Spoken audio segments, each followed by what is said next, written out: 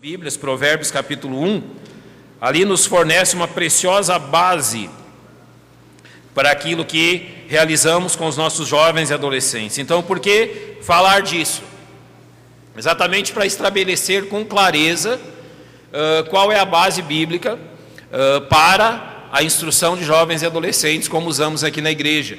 Já falamos em diversos aspectos disso para os irmãos, mas é bom sempre relembrar e juntar tudo aquilo que temos. E é importante também, porque há diversos de nós, assim como eu, o pastor Silval e outros irmãos que têm filhos jovens e adolescentes. Se você ainda não tem filhos jovens e adolescentes, os seus estão crescendo, você os terá em breve. Então, se você ainda não tem filhos, mas os terá, um dia eles também se tornarão jovens e adolescentes.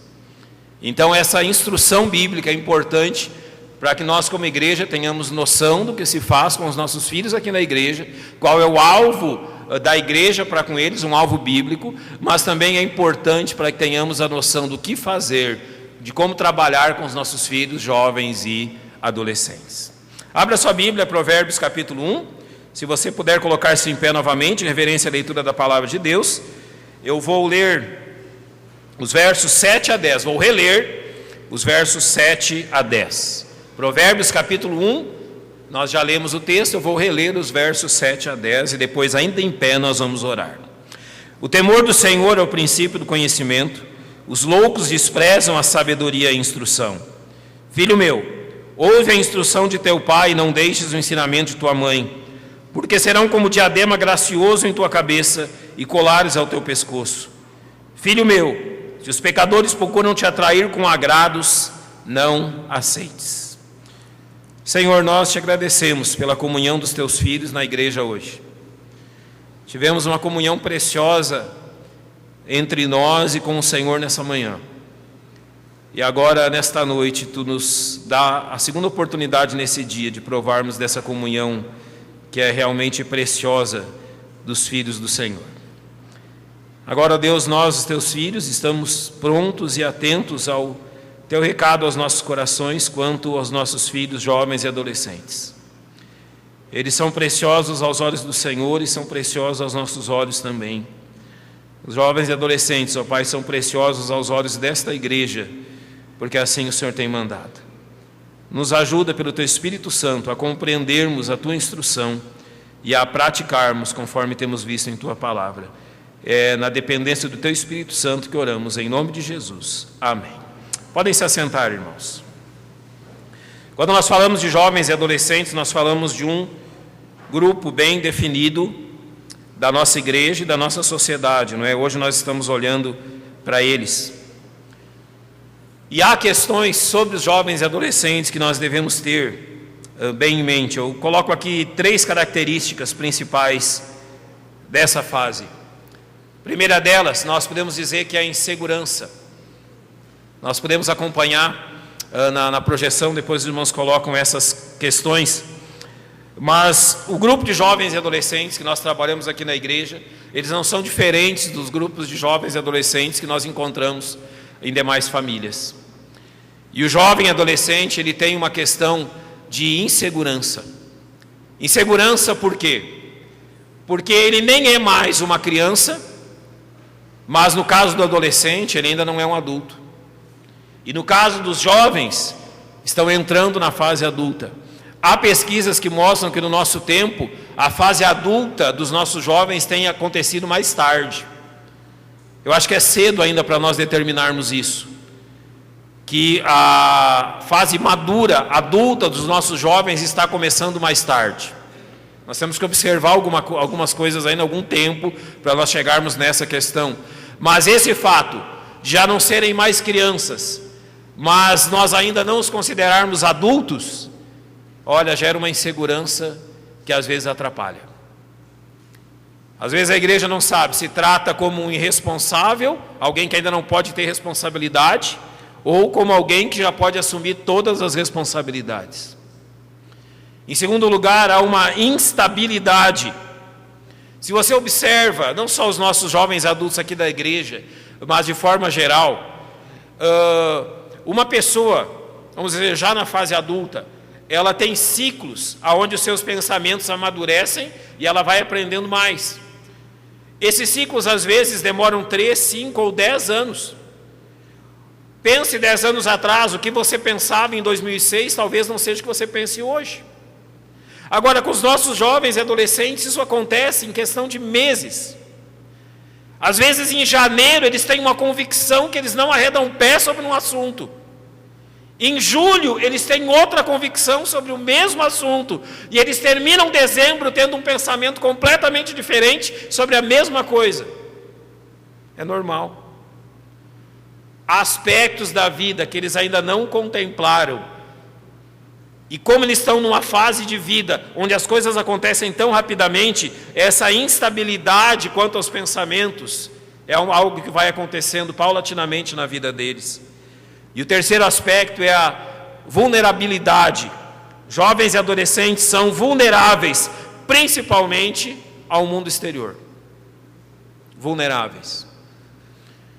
Eu já falei isso aos irmãos. Eu venho de uma cidade, nasci numa cidade que é considerada uma cidade da maior rivalidade futebolística, uma das maiores rivalidades futebolísticas no mundo. Mas eu poucas vezes vi o que vi aqui em Goiânia. Tantos jovens serem mortos por causa de time de futebol. Isso me assustou no começo, me assusta ainda. E esses grupos, essas torcidas, eles estão sempre atrás de quem? Jovens e adolescentes. Depois nós vamos ver aqui no texto de Provérbios qual é a tática que isso se usa nisso. Mas os nossos jovens e adolescentes são suscetíveis, vulneráveis exatamente a essas coisas. A esses grupos que chamam eles para fazer parte de um grupo maior, sempre com uma proposta: você vai ser aceito no nosso meio.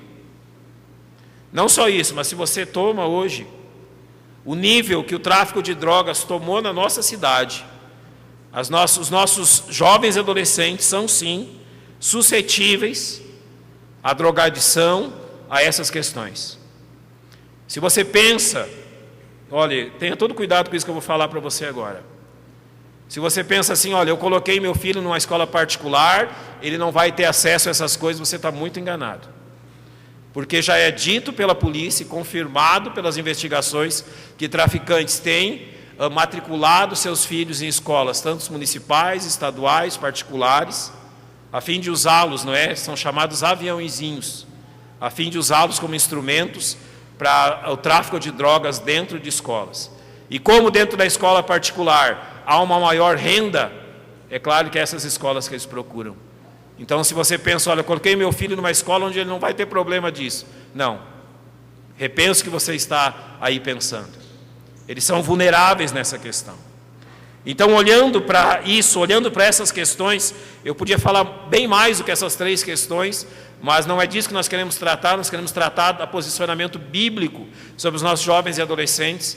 Então, nesse texto de Provérbios, temos 3 conselhos da palavra de Deus.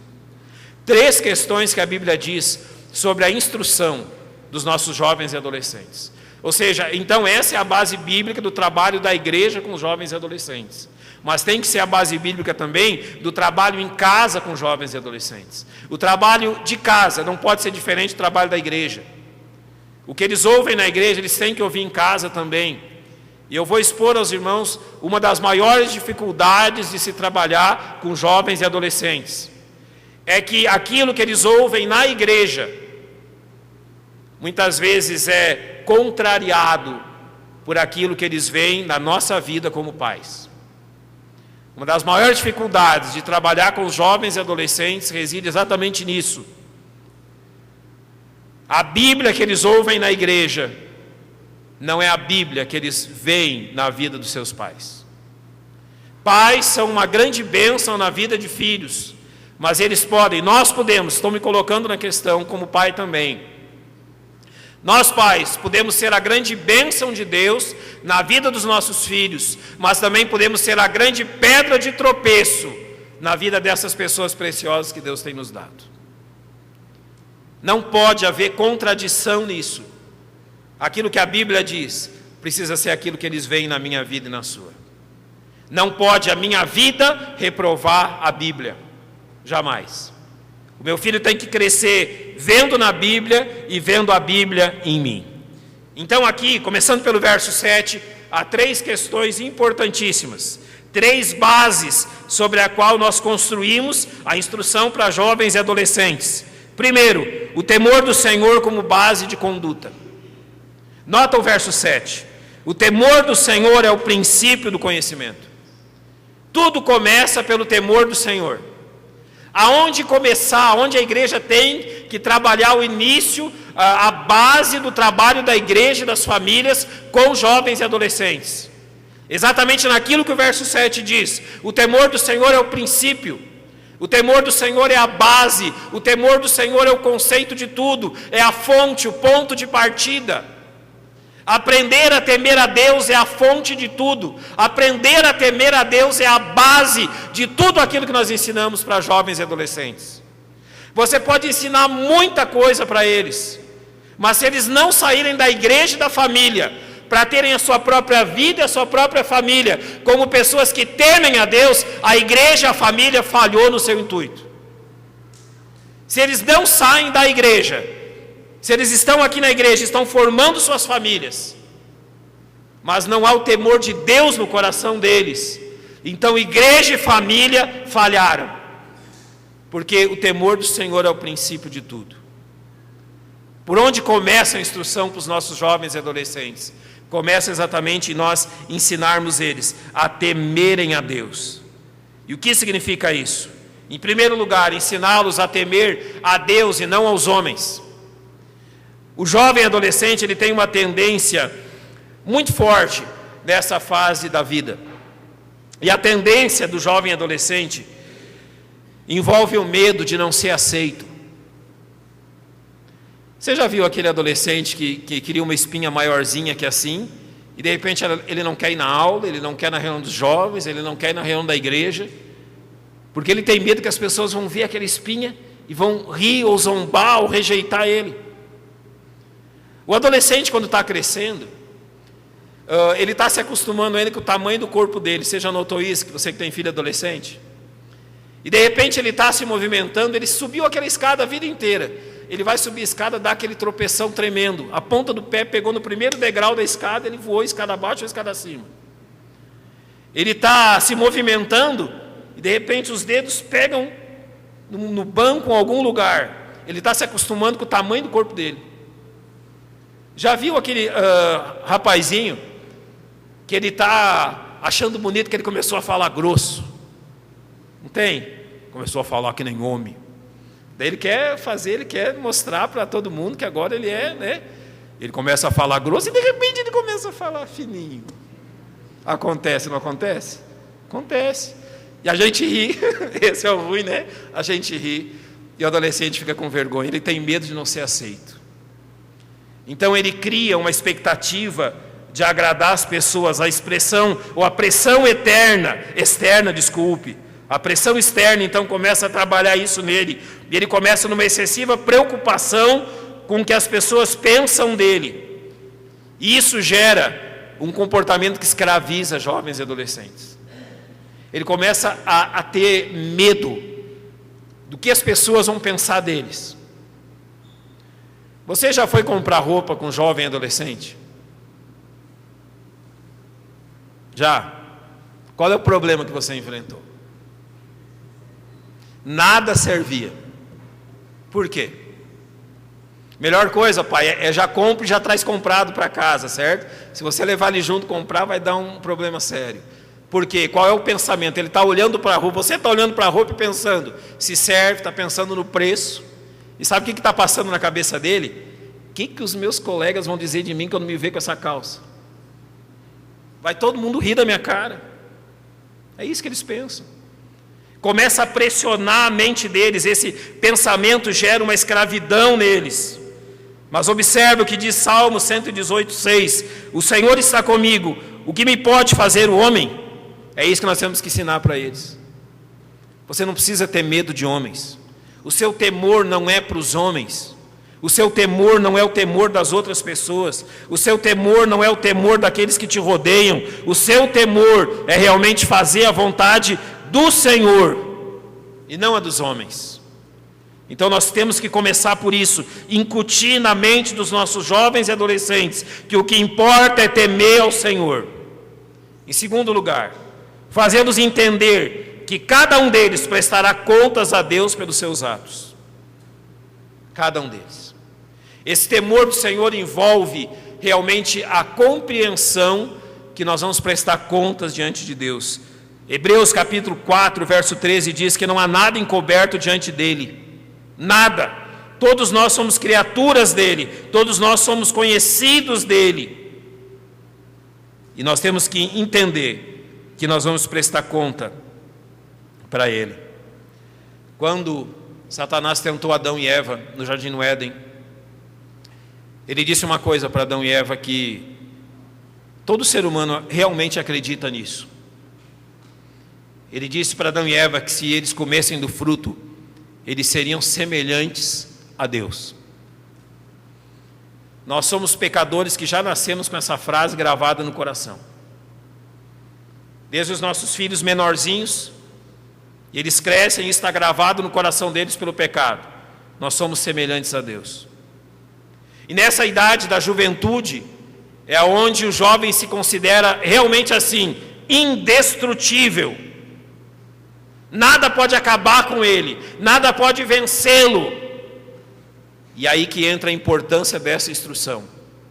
Não há criatura alguma encoberta diante dele. Antes todas as coisas estão nuas e patentes aos olhos daquele com quem temos de tratar. Quando nós ensinamos para ele, olha, você tem que temer a Deus, porque é Deus que vai te julgar. Você não é igual a ele. Ele é juiz, você é criatura. Ele é o Senhor soberano sobre todas as coisas, e você, uma criatura dele. É a ele o louvor, é a ele a honra, é a ele a glória. Então o entendimento que nós precisamos prestar contas de todos os nossos atos diante de Deus. Então entra uma terceira questão aqui, que é ensiná-los a desenvolver um relacionamento pessoal com esse Deus. Esse temor a Deus não é medo de Deus, mas é realmente comportamento reverente diante de Deus. E é de suma importância levar o jovem adolescente a entender isso. Ele precisa desenvolver um relacionamento pessoal com Deus. Ele é uma pessoa, Deus é uma pessoa, são seres pessoais. Então o jovem adolescente deve ter essa instrução de ter o seu relacionamento pessoal com esse Deus pessoal. Eu gosto muito de Salmo capítulo 25, quando diz que a intimidade do Senhor é para os que o temem. Essa é a intimidade de Deus. A intimidade, o segredo do Senhor é para aqueles que o temem. E Ele lhes mostrará a sua aliança. Então, relacionamento com Deus toma por base o temor que pessoalmente temos dele. Então, a instrução de jovens e adolescentes começa por isso. Começa pelo fato de realmente ensinarmos os nossos filhos, jovens e adolescentes, a terem um temor verdadeiro ao nosso Deus. Um temor que os leve a contemplar a soberania de Deus, o direito de Deus de julgar-nos, mas também a oportunidade única de termos comunhão com Ele.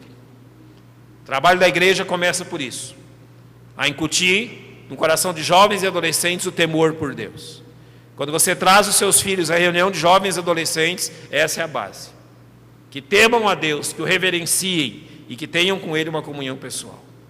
Segundo lugar, segundo o aspecto, a segunda questão que devemos estabelecer nesse padrão. Pais vão gostar disso. Estabelecer a obediência aos pais como fonte de bênçãos. Quando você traz seus filhos para a reunião de jovens e adolescentes, eles vão ouvir disso. A sua responsabilidade é grande como pai, porque na igreja se estabelece isso. Se estabelece aos filhos jovens e adolescentes que os seus pais são autoridade sobre eles. Essa é uma base bíblica. Então, quando os nossos jovens e adolescentes vêm à igreja, o que eles ouvem é que os seus pais têm autoridade sobre eles. Se eles vêm pedir um conselho sobre alguma coisa, eles sempre vão ouvir de nós o quê? O que o seu pai e sua mãe dizem sobre isso? Nós não queremos jamais que se estabeleça um conselho, que seja um conselho diferente daquele que pai e mãe têm estabelecido em casa. Se pai e mãe têm estabelecido um conselho bíblico, o conselho de pai e mãe, o conselho da igreja tem que ser o mesmo. Não pode haver divergência. Então os jovens são chamados a isso, exatamente a esse ponto, porque o verso 8 de Provérbios 1 diz assim: filho meu, ouve a instrução de teu pai e não deixes o ensinamento de tua mãe. Nota então que a segunda base estabelecida no verso 8 é exatamente essa: ouve a instrução de teu pai, não deixes o ensinamento de tua mãe. 3 razões para isso, irmãos. 3 razões para que os nossos filhos sejam orientados a serem obedientes a pais e mães. A primeira: os pais conhecem seus filhos. Não há ninguém que conheça melhor esses jovens e adolescentes que estão aqui do que você, pai. Nós, pastores, os conhecemos em parte. Nós temos um número limitado de horas semanais com eles. Nós temos um número limitado de tempo com eles. O tempo que nós temos com eles não se compara em proporção ao tempo que você tem com eles. Por isso, então, por que incentivá-los a ouvir a instrução dos pais? Porque os pais realmente conhecem seus filhos. Segundo lugar, porque, pai, você conhece a vida. Há coisas que dizemos para eles que ainda estão no terreno da suposição, podem ou não acontecer. Mas, pai, mãe, sua experiência de vida é bem maior, muito superior à dos jovens e adolescentes.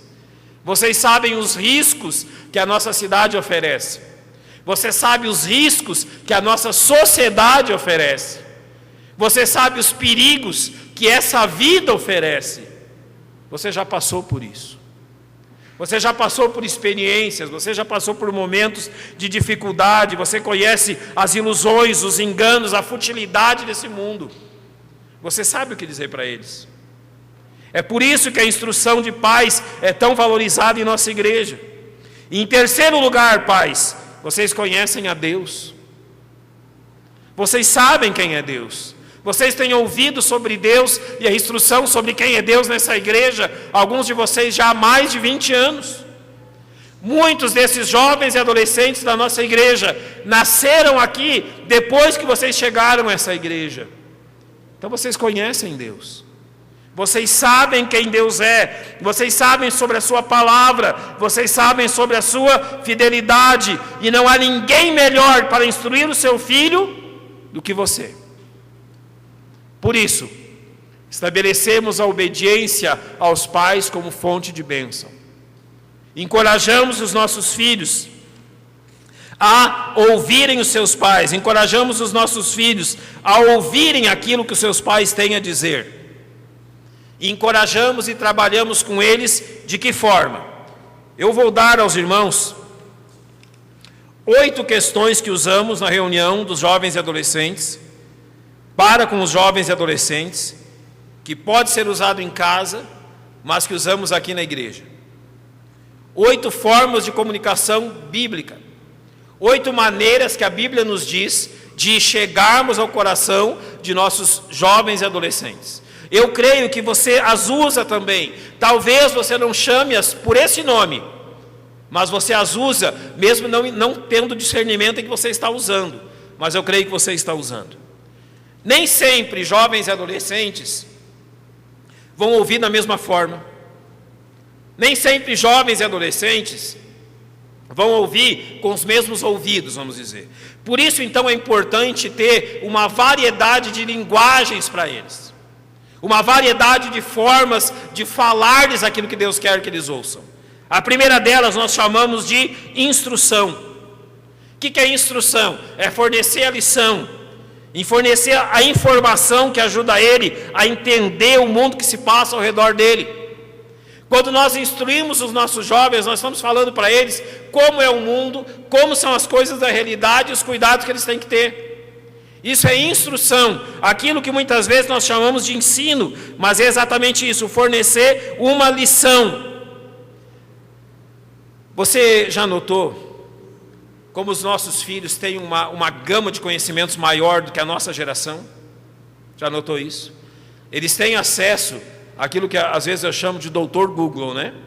Eles vão lá no mecanismo de busca, digitam e se tornam doutores naquele assunto. Você pode aprender coisas incríveis ali. Eu sempre fui um ávido leitor. Desde que eu aprendi a ler, Deus me abençoou que a minha conversão e aprender a ler foi no mesmo tempo. Então, eu tomei a Bíblia como não é o meu pão. Mas eu também li muito de enciclopédias, de livros científicos, eu queria conhecimento. Hoje, uma enciclopédia é nada perto daquilo que eles têm diante dos olhos deles, através da internet. O que eu quero dizer é o seguinte: eles conhecem muito da vida, mas conhecem muito pouco a vida. É como alguém aqui já pescou de carretilha? Depois que eu aprendi a pescar com esse negócio, eu não pesco outra coisa. Mas a carretilha no começo é um trabalho terrível.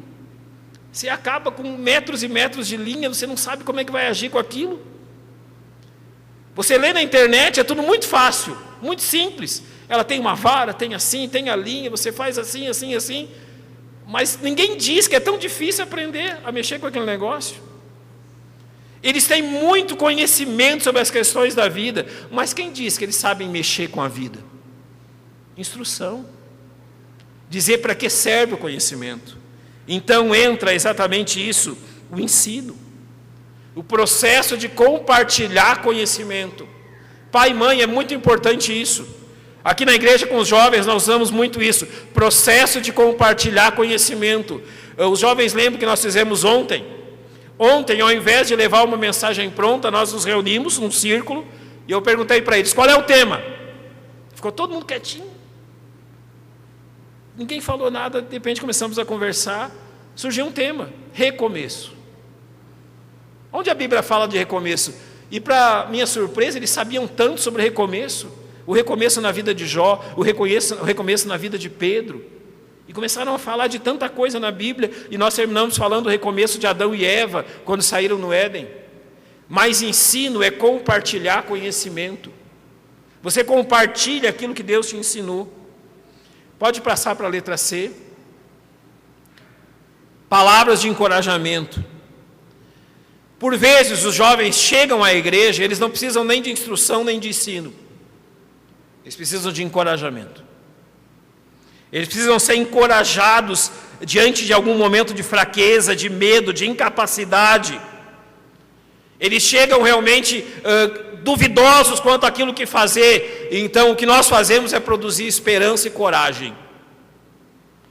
Principalmente quando eles precisam chegar naquela época de decidir aonde fazer o vestibular, qual curso escolher, para onde ir, o que fazer. Chega com a cabeça girando na reunião dos jovens, o que fazer com eles?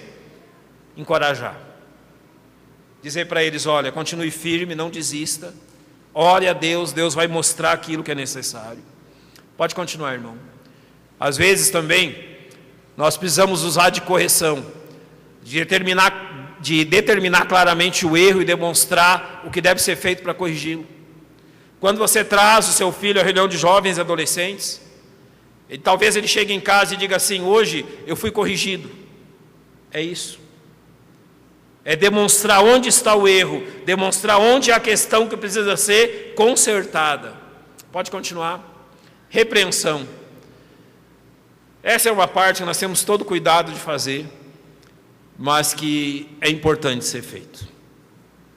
Nossos filhos não são perfeitos. Eles erram. E às vezes erram até mesmo dentro do grupo de jovens e adolescentes. A Bíblia nos chama a sermos pessoas que repreendem como?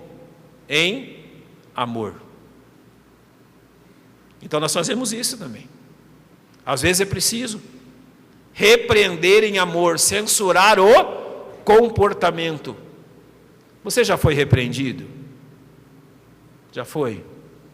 É bom? No momento não é? Mas depois a gente vê como foi importante. Então essa repreensão é uma forma de instrução bíblica. O apelo, uma comunicação intensa, um rogo, uma solicitação urgente. Às vezes o que o jovem adolescente entende é exatamente quando você apela para ele. Sabe aquela situação que dá vontade de pegar o filho pelo colarinho e dizer assim: olha, escuta aqui, faz isso.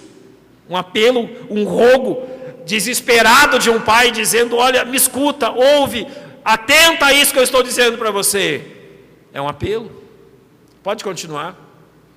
E às vezes é um aviso. Você é o tipo de motorista que trafega na rodovia sem prestar atenção nas placas? Você sabe como é teste nessas empresas de carreta, de caminhão, que faz com os motoristas? Um dos testes é o seguinte: coloca o motorista a andar, ele está andando na rodovia, e de repente a pessoa que está fazendo o teste fala assim: qual foi a placa que você passou ali atrás, a 100 metros atrás? E ele: placa? Tinha placa?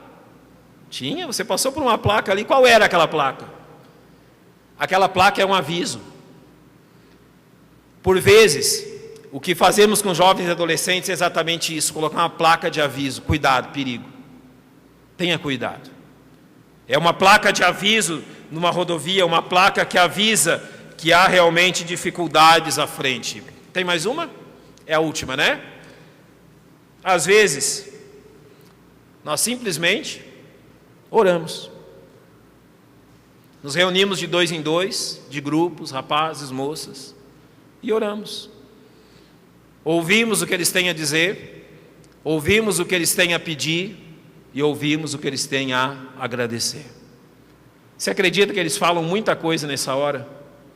Muita coisa. Se você prestar atenção na oração do seu filho, você tem ali um reflexo do coração dele. Preste atenção nisso. Aquilo que seu filho fala na oração é um reflexo do coração dele. Por isso que a oração é tão importante. Então, é importante isso para que nós realmente tenhamos essa atenção com os nossos filhos, instruindo-os realmente a obedecerem seus pais, a obedecerem a sua família, usando da linguagem que é necessária para o momento nessa questão. Terceira e última questão. Nessa base bíblica para instruir jovens e adolescentes está a partir do verso 9 de Provérbios 1. Observa lá. Melhor, verso 10. Filho meu, se os pecadores procuram te atrair com agrados, não aceites. Então a terceira exortação é exortá-los a se afastarem da impiedade. Primeira coisa, ensiná-los a temer o Senhor. Segunda coisa, ensinar a obedecer pais e mães. Terceira coisa, terceira base bíblica, ensiná-los a se afastar do pecado. Ensiná-los a se afastarem daquilo que é ímpio. Exortá-los a se afastarem de tudo aquilo que é pecaminoso. Quando nós falamos disso, nós estamos tratando do problema da influência que os ímpios exercem sobre os nossos filhos. Há uma influência desse mundo sobre o coração dos nossos filhos. Os nossos filhos estão sofrendo uma influência grandiosa no seu coração e na sua mente, através da impiedade desse mundo. O mundo está martelando no coração dos nossos filhos de serem ímpios e serem rebeldes contra Deus. O mundo está martelando no coração dos nossos filhos que eles devem viver a sua vida como bem entendem, sem prestar atenção no que Deus está dizendo, sem prestar atenção no que a Bíblia fala, sem prestar atenção no que Deus quer deles. E nós estamos fazendo o quê? A base bíblica é exortá-los a se afastarem de todo tipo de impiedade. Nota no verso 11: se disserem, vem conosco. Esse é o convite, vamos dizer, das tribos desse mundo. Torcidas de futebol, tribos das mais variadas que você encontra na nossa cidade, desde pessoas que adoram a Satanás, a pessoas que se reúnem em cemitérios para coisas que não sei o que eles fazem. Todo tipo de tribo que os nossos filhos encontram na escola, nas faculdades. Todo tipo de ideologia, doutrina que eles encontram. Quando foram lá fazer o curso da faculdade, você imagina, olha, ele vai ser instruído. Sim, ele vai ser instruído no curso dele e mais num montão de coisas que lá na faculdade ele vai encontrar. Ele está preparado para isso? Você ensinou ele a não dar ouvidos aos ímpios? Você ensinou ele a se afastar das pessoas ímpias, porque eles dirão para ele, vem conosco. O verso 14 diz: lança a tua sorte conosco, teremos todos uma só bolsa, seremos um grupo. Você não vai estar mais sozinho, você não vai correr mais risco, ninguém mais vai rir de você, ninguém vai zombar de você, ninguém vai querer bater em você. Agora nós somos um grupo forte e eles não vão ter coragem de nos enfrentar. É essa a proposta. É essa a proposta que farão aos nossos filhos. É oferecido um tipo de companheirismo que faz eles sentirem um sentimento de inclusão. Isso eles vão oferecer. Agora, o que nós temos que pensar a respeito disso? Abra sua Bíblia comigo em 2 textos. Primeiramente, Jó, capítulo 21. Eu quero dar 2 instruções a respeito disso, do que falar para os nossos filhos. A vida ímpia, ela parece atraente. A vida ímpia, ela tem uma cara de atraente. Olha só a situação de Jó. Jó estava na situação que ele estava, no lixão da cidade, sofrendo da forma que ele estava sofrendo, e então veio um pensamento na mente de Jó. Verso 7, olha só. Por que razão vivem os ímpios, envelhecem e ainda se robustecem em poder? Jó está olhando para si mesmo. Vamos pensar o nosso jovem na igreja no lugar de Jó. Jó está olhando para a vida dele falando assim: Senhor, eu te servi a minha vida inteira. Senhor, eu fugi de tudo aquilo que é pecaminoso. Senhor, eu fugi de tudo aquilo que os homens estavam fazendo. Agora, eu estou olhando para eles. Eles estão fazendo um churrasco lá na casa, num dos mais conhecidos deles. Eles estão festejando, estão se alegrando, eles estão fazendo tudo aquilo que o Senhor disse para não ser feito. Mas eu estou olhando lá, eles estão felizes, eles estão contentes, eles estão alegres, eles não obedecem o Senhor, eles zombam do Senhor e estão fazendo festa. Daí ele olha para si mesmo e diz assim: Senhor, eu fiz tudo que Tu mandou, e olha onde é que eu estou. Eu fiz tudo conforme o Senhor queria, e olha agora para mim. Eu perdi meus filhos, eu perdi minha casa, eu perdi meus bens, eu perdi minha saúde, e a única companhia que eu tenho é dos cães que vêm lamber as minhas feridas aqui nesse lixão. Vai ter uma hora que nós vamos ter que responder para os nossos filhos por que essas coisas acontecem. Vai ter aquela hora que você ensina eles a sair do caminho dos ímpios, a não se assentar na roda dos escarnecedores. E eles estão humildemente sentados e obedientes. Eles estão olhando para o lado, e aquelas pessoas que fazem tudo aquilo que você está dizendo para eles não fazerem, parecem ser as pessoas mais felizes do mundo, enquanto ele parece ser aquela pessoa que não se ajusta em grupo nenhum. Jó enfrentou isso. Um segundo exemplo está em Salmo 73, abre a sua Bíblia comigo. Salmo 73. Aqui Asaf também está passando por esse problema. Asaf é o dirigente da música em Israel. Ele trabalha no templo, ele é alguém extremamente conhecido. Mas Asaf está se dedicando para o trabalho do Senhor. Ele é um grande músico, ele é um grande instrumentista, ele é o diretor do coral que canta no templo, um homem fiel a Deus, um homem que foi alçado a essa posição pela sua vida de santidade, de seriedade nas coisas de Deus. E olha só o verso 2: quanto a mim, os meus pés quase que se desviaram, pouco faltou para que escorregassem os meus passos, pois eu tinha inveja dos nécios, quando via a prosperidade dos ímpios. Asaf era alguém que servia junto do rei. Asaf é alguém que servia junto do sumo sacerdote, no templo, levando Israel a adorar o Senhor. Ele está ali o tempo todo com tanta obrigação, com tanta coisa para pensar, com tanta seriedade no trabalho dele, e ele começa a olhar para fora dos muros do templo. Talvez ele está vendo uma cobertura de um palácio ou de algum prédio lá fora. Ele está trabalhando incansavelmente lá no templo para organizar o culto de amanhã. E os ímpios estão lá festejando, se alegrando. E Asaf começa a pensar nisso. Senhor, eu estou dedicando a minha vida inteira para Ti aqui. Eu estou fazendo tudo que o Senhor quer e parece que só me aparece mais e mais problema para resolver aqui em Israel. E eu estou olhando para essa gente que nem pensa em Ti, que zomba do Senhor na sua face, e eles estão tranquilos. Vai chegar um momento e nós vamos ter que responder essa pergunta para os nossos jovens e adolescentes. Eles vão estar na igreja servindo a Deus, e Satanás vai estar trabalhando para que eles desistam. E eles vão olhar para fora, e eles vão ver as pessoas ímpias. Vamos ter o carnaval agora, não é? A festa da carne.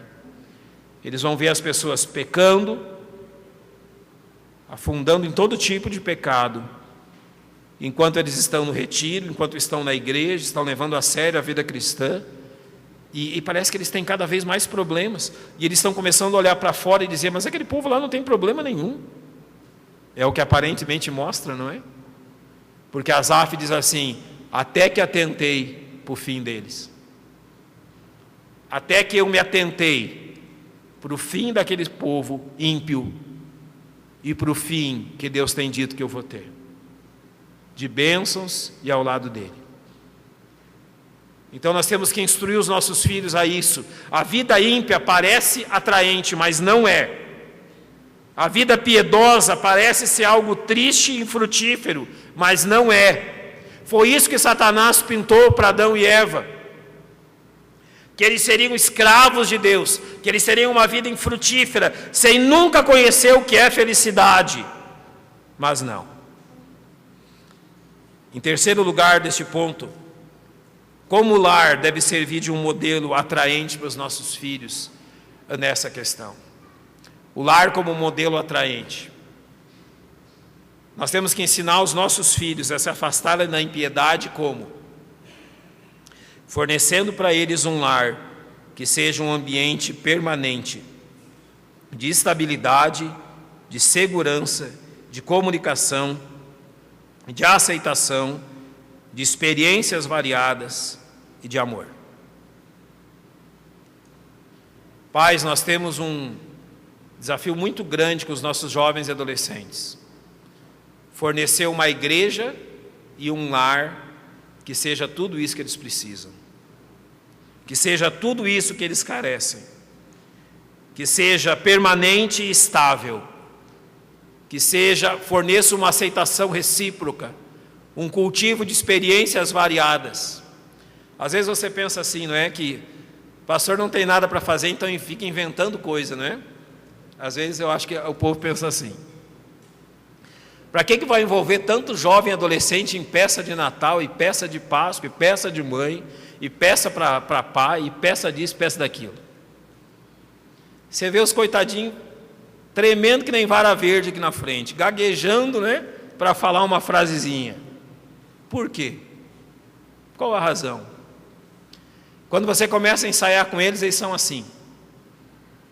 Mas quando termina, eles provam de uma coisa que só quem fez prova. Eles saem daqui dizendo como foi bom. Tem uma experiência que eles não teriam de outra forma. Quando os jovens trabalham na igreja, quando eles fazem esse trabalho, os adolescentes, os jovens, quando eles estão ali tocando algum instrumento ou cantando, são experiências que a igreja fornece para eles provarem de novas coisas, provarem de novas questões diante da obra de Deus, e provar como Deus é bom e como servir a Deus vale a pena. São três coisas: temor do Senhor, aceitação da instrução dos pais e afastar-se dos ímpios. Esse texto de Provérbios nos ensina isso. Se nossa igreja mantiver-se neste caminho apontado pela palavra de Deus e tiver ajuda, a compreensão dos lares para andarem no mesmo objetivo, nós teremos uma geração aqui no TBM, uma geração nas nossas igrejas, de pessoas que hoje são jovens e adolescentes, mas daqui a alguns anos, se o Senhor Jesus Cristo ainda não tiver voltado, serão aqueles que vão nos substituir. Sabe qual a maior tragédia de uma igreja? A maior tragédia daqueles que servem a Cristo é quando as forças deles acabam e não tem ninguém para ocupar o lugar. Talvez pai, mãe, você cante no coral, você trabalhe no berçário, trabalhe na portaria, trabalhe na escola dominical. Pastores, diáconos, membros da diretoria. Todos nós, e podemos incluir Escola Cristã Jaime Rose, Instituto Bíblico Maranata, as nossas demais igrejas irmãs. Irmãos, um dia a nossa força vai acabar. Um dia a gente não vai dar mais conta. Quem é que vai ocupar o nosso lugar? Quem é que vai vir fazer a obra, se não forem os nossos filhos? Então oremos e usemos da base bíblica para instruí-los. Porque se nós usarmos daquilo que está na Bíblia, Deus vai nos abençoar. Amém? Deus vai nos abençoar e nos conduzir no caminho certo.